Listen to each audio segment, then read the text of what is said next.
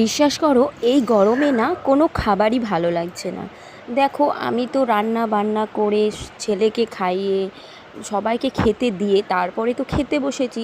আর আজকে না মুখ টুক আমার ধোয়াই হয়নি, মানে ওই রান্না করার পর আমি না একটু মুখটা ধুয়ে নিই, কেমন একটা লাগে। হ্যাঁ, তো যাই হোক, আজকে তো আমি কিছুই করিনি, সময় পাইনি, তো ভাবলাম আগে খেয়ে নিই।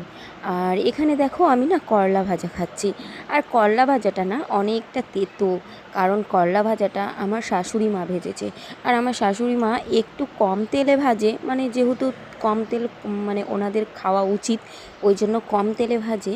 তখন না জিনিসটা একটু এরকম হয় খেতে।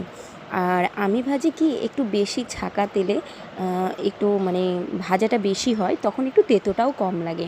তো যাই হোক, এটা বেশি খাওয়া ভালো আমি জানি শরীরের পক্ষে। তো খাচ্ছি কিন্তু খুব তেতো। আর এই যে এঁচোড়, এঁচোড় খেয়ে খেয়ে তো মানে কি বলবো, একদম হাঁপিয়ে পড়েছি। এরকম একটা জিনিস, মানে এঁচোড় রান্না করতে করতে এখন আর রান্নাটা ভালো হচ্ছে না। উম, আগে এঁচোড় রান্না খুব সুন্দর আমার হতো, আর এখন না সেই এঁচোড় যে রান্নাটা একটা করব সেটা আর ভালো লাগছে না। তো যাই হোক, এখানে আমি খাচ্ছি কলাইয়ের ডাল।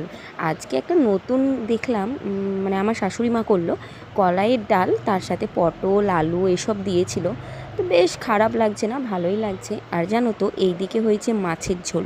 মাছের ঝোলটা কিন্তু খারাপ হয়নি। তো আমার সব কিছুর মধ্যে মাছের ঝোলটাই বেশ ভালো লাগলো। আর এইদিকে আছে টক দই, গরমে একটু টক দই খাই। তো যাই হোক, এখান থেকে ভিডিও